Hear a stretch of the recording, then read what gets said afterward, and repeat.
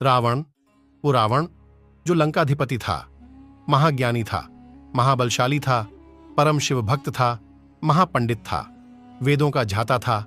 लेकिन फिर ऐसा क्या हुआ कि वह भगवान राम के हाथों मारा गया? दरअसल रावण की मृत्यु का मुख्य कारण था उसका अहंकार। रावण को अपने ज्ञान और शक्ति पर इतना घमंड हो गया था कि उसने उनका गलत इस्तेमाल करना शुरू कर दिया। नतीजन वह मारा गया। लेकिन अगर हम आपसे कहें कि रावण मरा नहीं है बल्कि हमारे बीच इसी धरती पर मौजूद है, तो आप विश्वास नहीं करोगे। इसलिए आज हम आपके सामने रावण के जिंदा होने के ऐसे सबूत पेश करने वाले हैं जिनसे साबित होता है कि रावण आज भी जिंदा है, वह मरा नहीं है।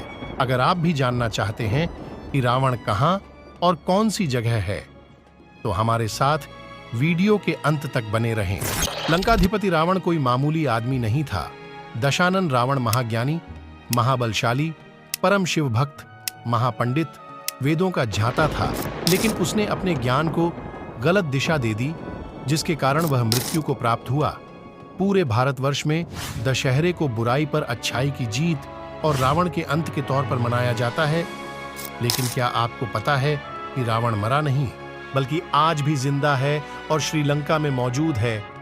ये सुनकर आप भी सोच में डूब गए होंगे और मन ही मन कह रहे होंगे, आखिर ये कैसे संभव है? लेकिन आप मानो चाहे ना मानो, रावण आज भी धरती पर हमारे बीच मौजूद है। और इस बात का सबूत आज हम इस वीडियो के माध्यम से देने जा रहे हैं। कहीं आप कुछ मिस ना कर दें, इसलिए वीडियो के अंत तक बने रहें। कहते हैं कि भले ही रावण राक्षस कुल का राजा था, लेकिन उसके जैसा ना कोई दूसरा व्यक्ति है और ना कभी होगा। इस बात का अंदाजा आप इन पंक्तियों से लगा सकते हैं। अहो रूपमहो धैर्य महोत्सव महोद्युति, अहो राक्षस राजस्य सर्वलक्षण युक्तता। अर्थात हनुमान जी रावण को देखकर कहते हैं कि सौंदर्य, धैर्य, कांति तथा सर्वलक्षण युक्त रावण में यदि अधर्म न होता तो वो देवलोक का स्वामी होता। चलिए आगे बढ़ते हैं। आज भी धरती पर रामायण से जुड़े कई ऐसे ऐतिहासिक स्थल मौजूद हैं जो रामायण काल के इतिहास को बयां करते हैं। आपको याद दिला दें कि एक दिन माता सीता को कुटिया में अकेला पाकर रावण उन्हें छल से अपने साथ ले गया, जिसके बाद भगवान राम और रावण के बीच भयंकर युद्ध हुआ। अंत में भगवान राम ने रावण का वध कर दिया। रावण का वध कर बताते हैं कि भगवान राम ने विभीषण को लंका के साथ साथ रावण का शव भी सौंप दिया था। लेकिन विभीषण ने राजपाट संभालने के चक्कर में रावण के शव को बिना दाह संस्कार के छोड़ दिया। कोई नहीं जानता कि विभीषण ने रावण का अंतिम संस्कार किया भी था या नहीं, क्योंकि आज तक किसी को उसके अंतिम संस्कार के बारे में कोई जानकारी नहीं है और ना ही इस बात के कोई पुख्ता सबूत मिले हैं। यही वजह है कि हर कोई जानना चाहता है कि अगर रावण के शरीर का अंतिम संस्कार नहीं किया गया तो फिर उसके शरीर का क्या हुआ, वह कहाँ है?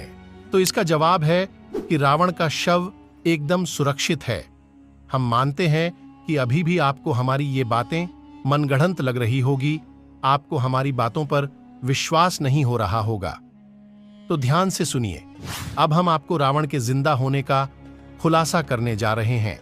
श्रीलंका के इंटरनेशनल रामायण रिसर्च सेंटर और टूरिज्म मिनिस्ट्री ने मिलकर 50 ऐसी जगह खोज निकाली है जहां रामायण से जुड़ी घटनाओं का उल्लेख मिलता है। इन्हीं में एक जगह ऐसी है जहां रावण के होने के सबूत मिले हैं। रिसर्च के मुताबिक एक विशालकाय पहाड़ी में बनी गुफा में आज भी रावण का शव सुरक्षित है और यह गुफा श्रीलंका के रैगला के घने जंगलों में स्थित है। बताया जाता है कि भगवान श्री राम के हाथों रावण के वध को 10,000 साल से भी ज्यादा वर्ष बीत गए हैं। अब आप कह रहे होंगे, आखिर रावण का शव यहां कैसे पहुंचा?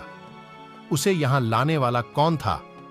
तो बता दें कि राक्षसी कबीले के लोग रावण के शव को अपने साथ ले गए थे और उन्होंने उसके शव को इस गुफा में छिपाकर रख दिया। उनका मानना था कि रावण की मौत क्षणिक है, इसलिए उन्होंने रावण को जिंदा करने के लिए अपनी पूरी जी जान लगा दी, मगर कोई सफलता नहीं मिली।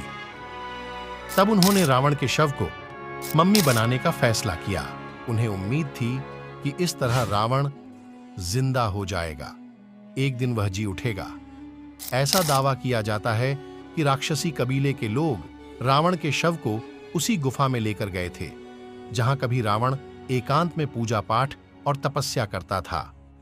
वर्तमान समय में यह गुफा श्रीलंका में रैगला पहाड़ी पर मौजूद है।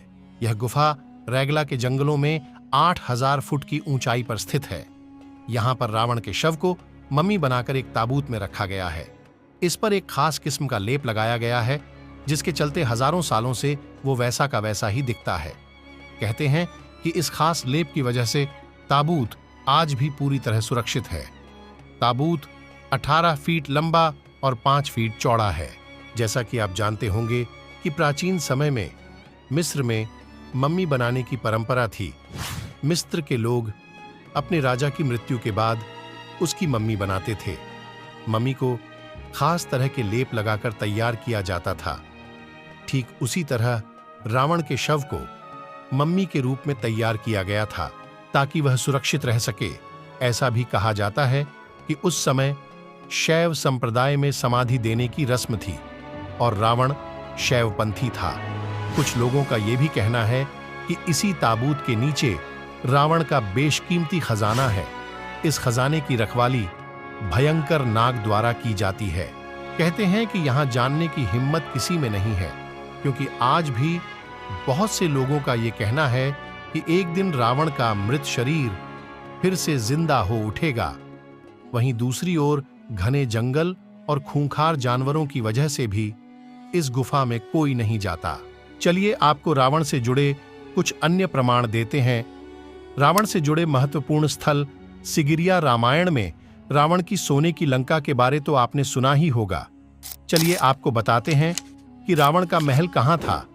कहते हैं आज श्रीलंका में जो सिगिरिया नाम की जगह है, वहां कभी रावण का महल हुआ करता था। मान्यता है रावण का साम्राज्य मध्य श्रीलंका में बदुल्ला, अनुराधापुरा, केंडी, पोलोन्नुरुवा और नुवारा एलिया जैसी जगहों तक फैला हुआ था।